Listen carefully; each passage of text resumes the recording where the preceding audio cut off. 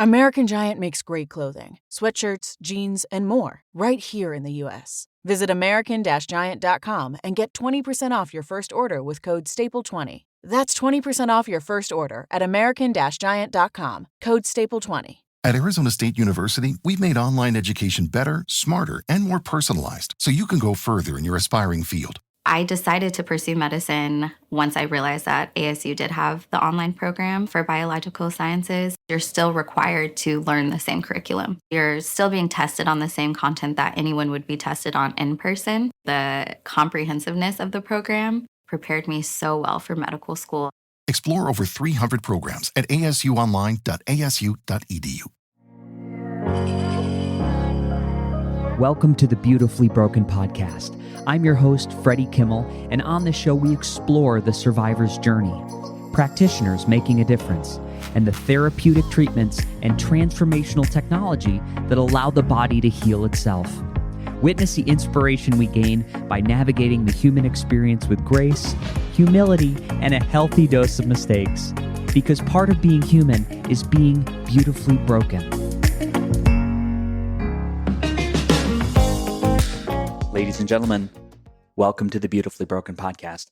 I have a very strong morning routine. I generally include 2 to 3 minutes in ice. I do some mobility work. I do red light therapy and then a quick meditation. And in my lived experience, what this allows me is to show up with a standard of excellence I feel really good about. I have my own bar that I set. However, this particular morning, I'm prepping my body for the cold, and I'm just filled with this sense of dissatisfaction. It's very subtle, almost a dis-ease, and I can't put my finger on it. So I'm looking around at the area that I've got prepped for my ice, intentional cold exposure, that's trademarked, and thought about all the ways the morning could be better. I looked at the wood chips on the ground, and I realized sometimes they work their way into the water, and thought I should put this thing on a concrete pad. I looked at the lighting surrounding the fence, and I imagined how Edison bulbs would add more zest. I visioned how the ice barrel could be made of wood and complement the need for recycling on the planet. And maybe I'd even eventually add a Brown's gas system and bubble in hydrogen to the water and make it on and on and on. And so I just had to stop myself, and I had to get in the ice. And my brain is overwhelmed with these thoughts of creation and building a better mousetrap and self-judgment and more. But when you hit the ice, it's like, pow. It's so powerful. It's so expansive. So the water's 38 degrees. The air temp is 50. It's cold as fuck. Cold. It's pouring rain. The skies are gray. There's not even one beam of sunshine to warm my face. So if you've ever been in a tub of ice, it feels like a volcano of energy skyrocketing up through your crown chakra, and the only thing you can do to calm the eruption is to breathe. So in that breath, the body is dumping these levels of adrenaline and norepinephrine up to 530% and dopamine up to 250%. I've got a great article on all the neurological benefits and the biological benefits of ice on beautifullybroken.world. But that's not what this is about.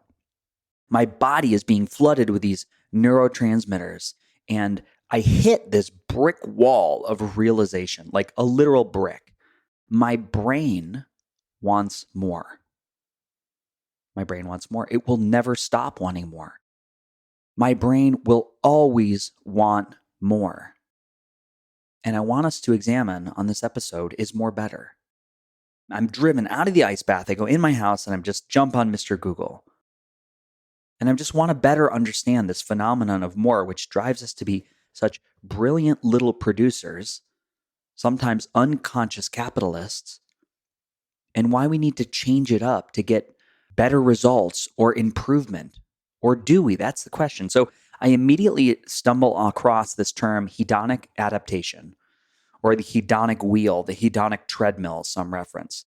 So hedonic adaptation is an adaptation level phenomenon that describes how humans become insensitive to new stimuli and quickly readjust to an emotional baseline.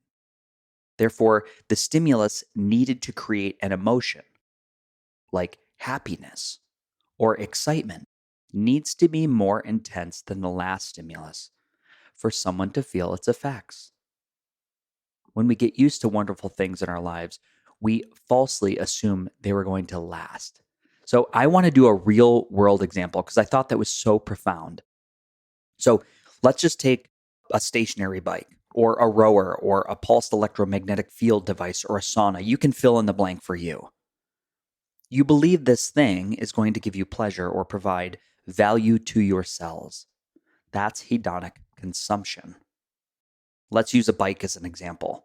The bike provides you with enjoyment, hedonic value, but over time you become accustomed to, air quotes, the bike. One day you realize it no longer brings you any additional enjoyment at all, and you feel like you did before you even purchased the bike. This is a real-world example of hedonic adaptation. The bike becomes a drying rack for your laundry. So allow that to settle in. And I invite you at home, everybody listening to this, to identify a single or maybe multiple real-world examples of the thing, that awesome thing, at one time that now acts as a laundry rack. And I also want you to examine, because this is where it hits for me, feel the hours you traded for dollars and the energy that left the closed system to get the thing. It's incredible. So for me, in the morning with the ice and wanting to make a better, more profound experience, once I got in that cold, and this is a great thing about cold, it just blew everything out of the water. And I was able to have a deepening of my awareness. It's like, what am I going to do? Spend all this time and all this energy and all these things to make the same cold experience? There's nothing wrong with building a better mousetrap, but there's a trade-off. And I just want to go back to that idea that feel into the hours you traded for the dollars and the energy that left the system to get the thing. And just have an awareness around what you're doing. I want to provide a fix. I want to provide a way for us to get off the hedonic hamster wheel. And I need to address this one more thing above that I said. There is a false assumption, right, that we make. We get used to the wonderful things in our lives, whatever they are, and we falsely assume that they're going to last.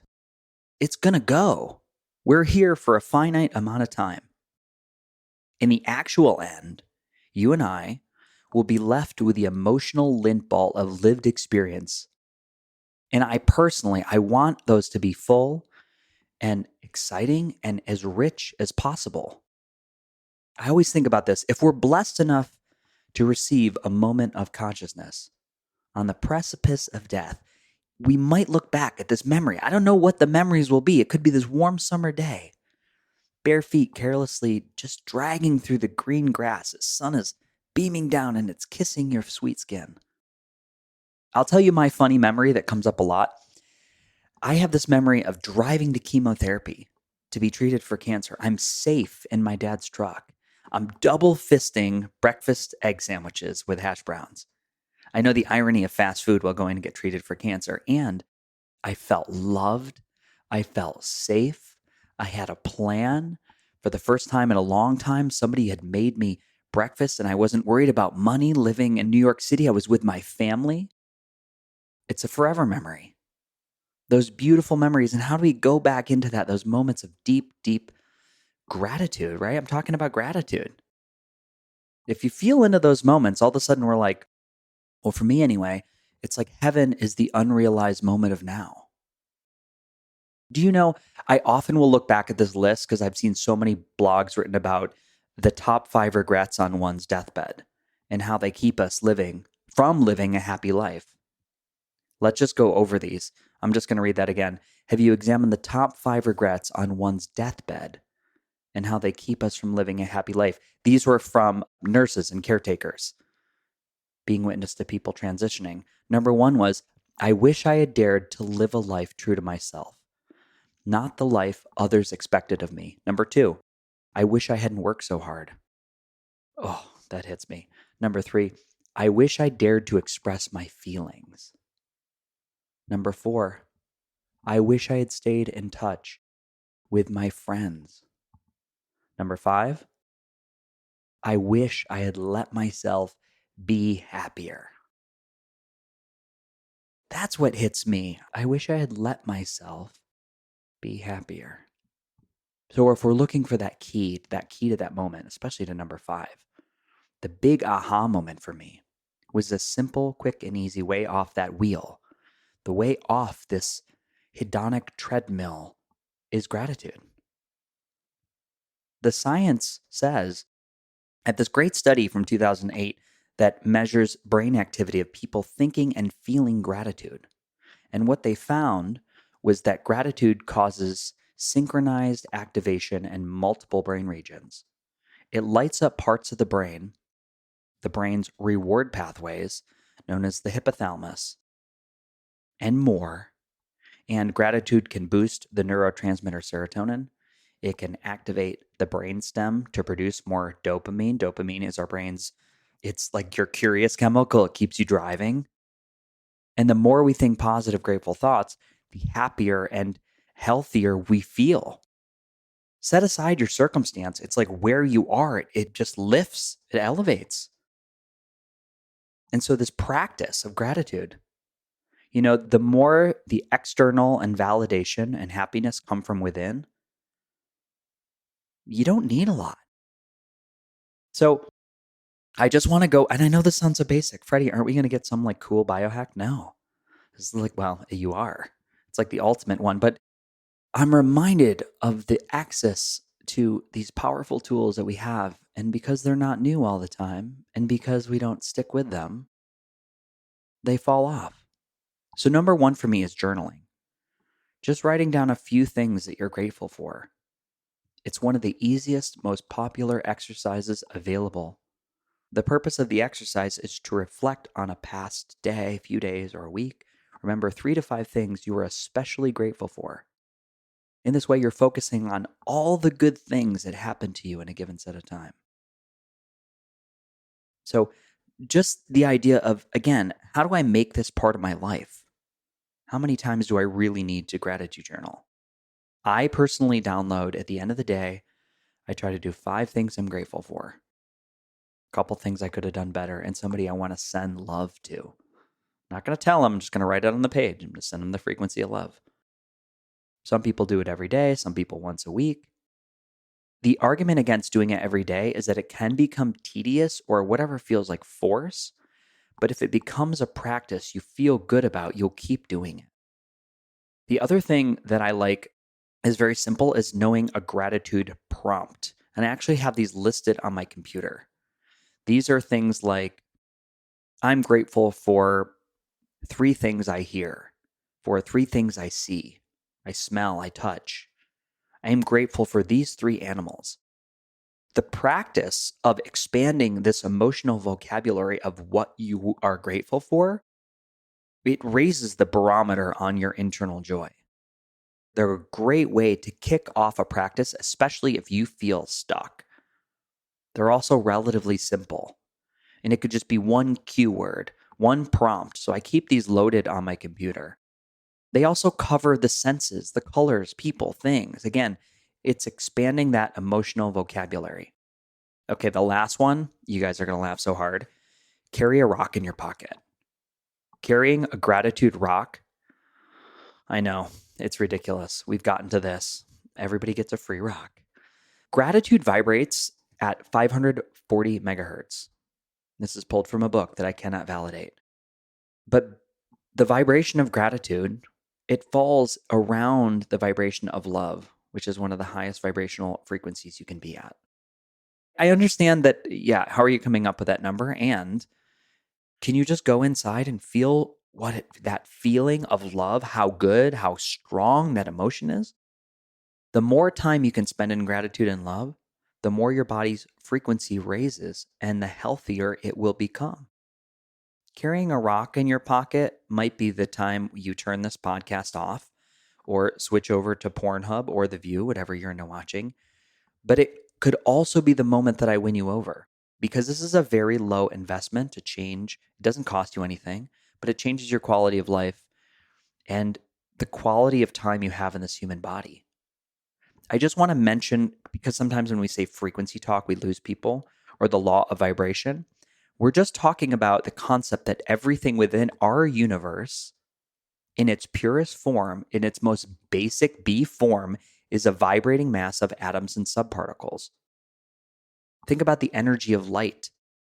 So we're going to apply this to the law of attraction. The energy, the vibrations that you resonate, which you project based on your thoughts, your feelings, and your emotion, determines your individual projected frequency. I am like the sum of the parts, broadcasting out a field which is perceived as information by other people. Does that make sense? I'm broadcasting Freddie into the field. Literally.